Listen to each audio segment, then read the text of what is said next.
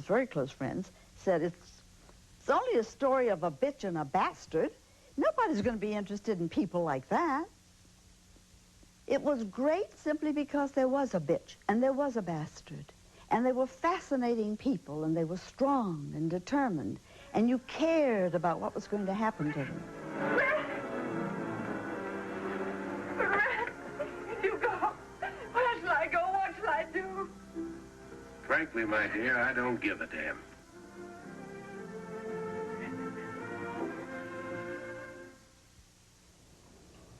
This is a cutting room, and this is a strip of celluloid. What a funny way to preserve the image of an era. What a funny thing to become the language of an era. Come back to the legacy of a strip of celluloid, or something like that.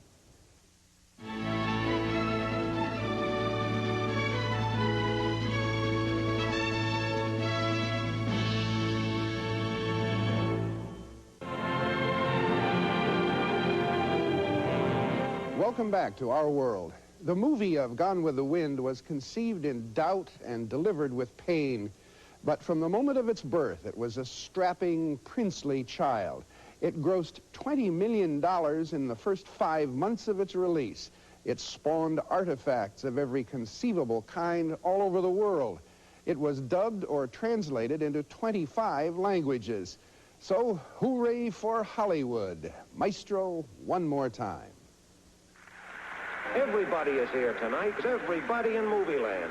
Yes, everybody's here. Tall, bashful James Stewart. It's Mr. Charles Lawton with his distinguished wife, Elsa Lanchester. Everybody? You bet everybody. Scarlett O'Hara, her glorious self. Vivian Lee, escorted by producer David Selznick. Olivia de Havilland, escorted by John Hay Whitney. But here's Elsa Maxwell. Start the party, folks. Now everything's ready to go. And now let's get right to it. The awards of 1939. First, the technical awards. To William Cameron Menzies for his outstanding use of color in Gone with the Wind. To Hal Kern and James Newcomb for film editing, Gone with the Wind. To Ernest Haller, color cinematography. And the same to Ray Renahan, Gone with the Wind. To Lyle Wheeler for art direction, Gone with the Wind. Next introduction is the return engagement by request of the Rhett Butler of the Air, Bob Hope. Thank you, President. Thank you. Thank you, ladies and gentlemen. Really, I think this is a wonderful thing, a benefit like this for David Selznick, and I want to tell you... Gone with the Wind kept on bringing in the sheaves. Gone with the Wind, the screenplay by Sidney Howard. The best direction of 1939 to Victor Fleming, the man who directed Gone with the Wind. The Irving G. Thalberg Memorial to producer David O. Selznick. The Academy Award for the best performance of an actress in supporting role to Hattie McDaniel.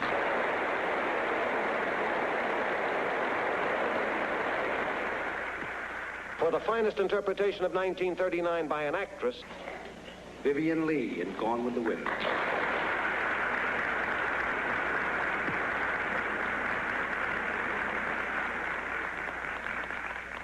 Ladies and gentlemen, please forgive me if my words are inadequate in thanking you for your very great kindness. If I were to mention all those who have shown me such wonderful generosity through Gone with the Wind, I should have to entertain you with an oration as long as Gone with the Wind itself.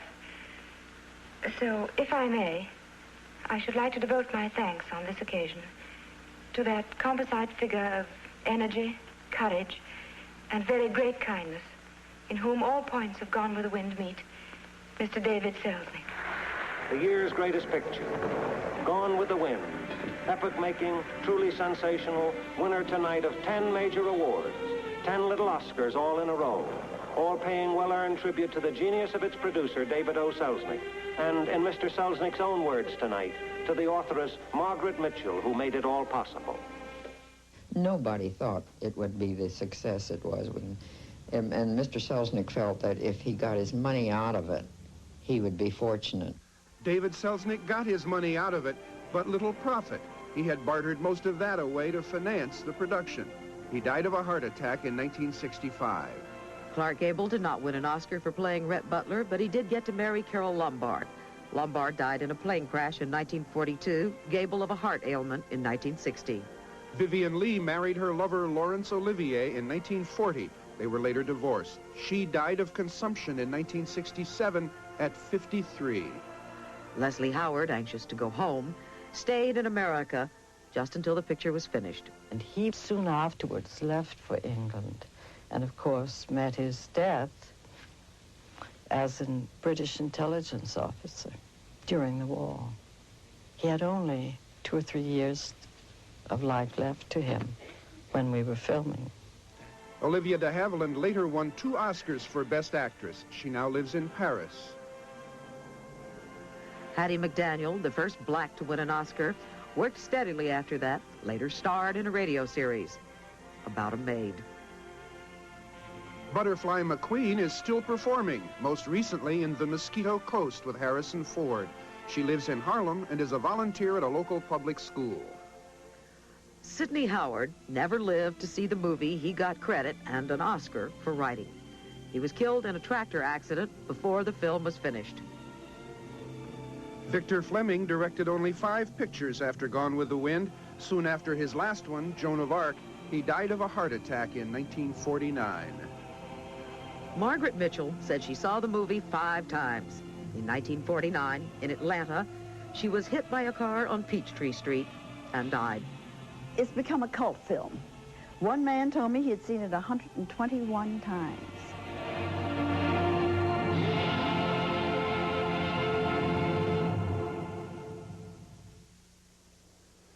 Well, there it is, the way it was for the making of a classic.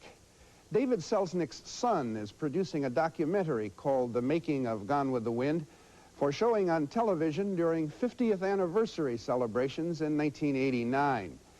Gone with the Wind is a monument to the romance and folly and dry rot of the Old South. It's as real as Mark Twain's Missouri or the faces on Mount Rushmore. But a confession now.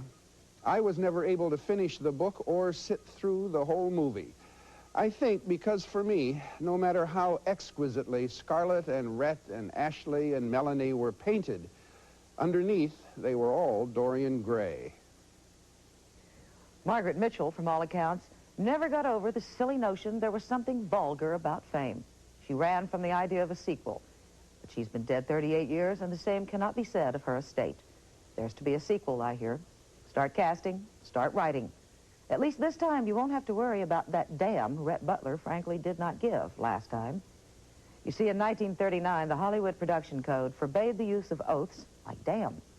Selznick, however, argued that the Oxford English Dictionary, unabridged version, described damn not as an oath, but as a vulgarism. Well, censors, like estates, know a thing or two when it comes to vulgar, and the censors proved it by letting Selznick leave the word in the movie, then fining him $5,000 for leaving the word in the movie. And so it goes.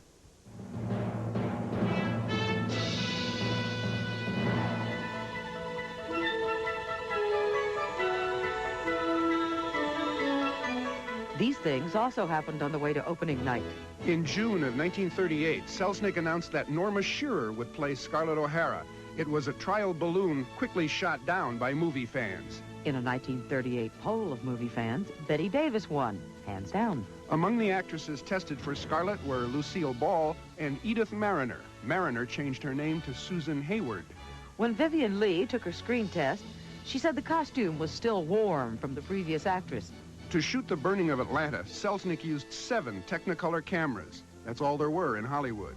The fire lasted for an hour and a half. Fred Crane, who played Brent Tarleton, was paid $1,238.